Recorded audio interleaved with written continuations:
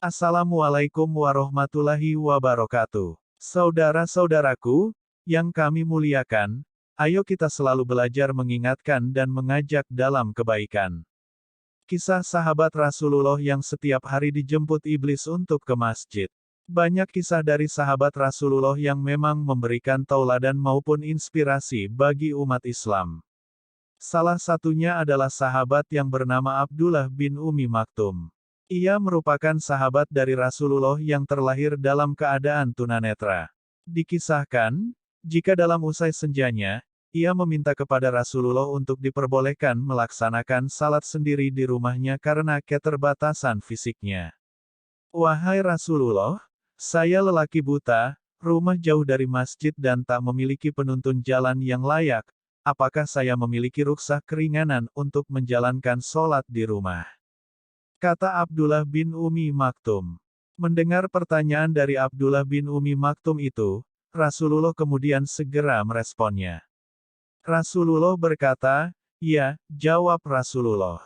Awalnya Rasulullah memang mengizinkan Abdullah bin Umi Maktum untuk sholat di rumah. Namun, ia kemudian pergi keluar dan tak lama dipanggil kembali oleh Rasulullah. Rasulullah kemudian bertanya kepada Abdullah bin Umi Maktum. "Apakah engkau mendengar seruan sholat?" tanya Rasulullah. Abdullah bin Umi Maktum kemudian menjawab pertanyaan Rasulullah. "Ya Rasulullah, saya bisa mendengarnya." Mendengar jawaban Abdullah bin Umi Maktum, Rasulullah kemudian mengatakan agar Abdullah bin Umi Maktum tetap melaksanakan sholat di masjid dan berjamaah dengan jamaah lainnya. Apa yang dikatakan Rasulullah, didengar Abdullah bin Umi Maktum, ia kemudian tetap istiqomah untuk menjalankan sholat 5 waktu berjamaah di masjid seperti halnya yang dikatakan Rasulullah. Dalam riwayat Ahmad disebutkan bahwasanya antara rumah Abdullah bin Umi Maktum dengan masjid terdapat bebatuan dan pohon-pohon kurma.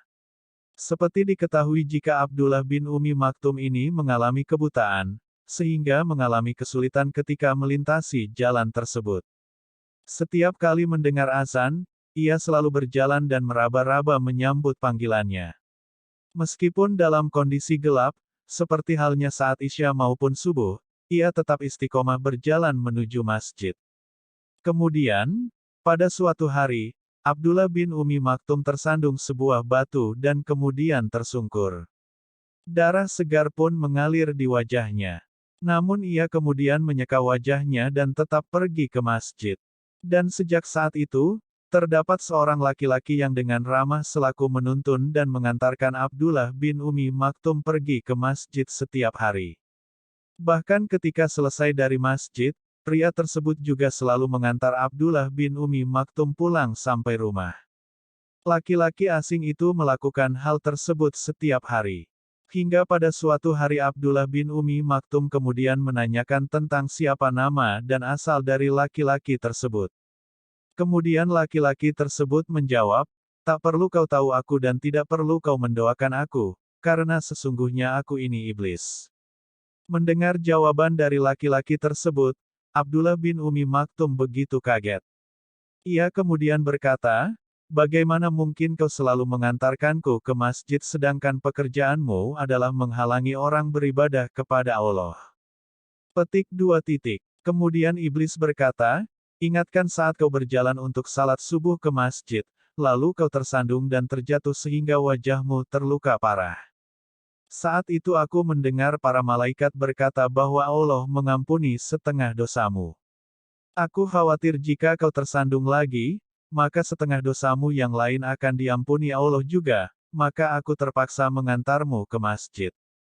Dari kisah ini, dapat diambil sebuah pelajaran, jika sepantasnya bagi laki-laki tidak memiliki uzur, dalam kondisi sehat, untuk melaksanakan salat 5 waktu di masjid secara berjamaah. Yang kedua, dapat dilihat semangat seorang sahabat untuk mendapatkan pahala berjamaah. Maksud yang diminta oleh Abdullah bin Umi Maktum adalah, agar ia mendapat pahala saat berjamaah, tetapi cukup bagi dia untuk menjalankannya di rumah, namun hal itu tidak diizinkan oleh Rasulullah. Kemudian pelajaran lain yang bisa dipetik adalah, jika istiqomah merupakan hal yang penting bagi seorang muslim.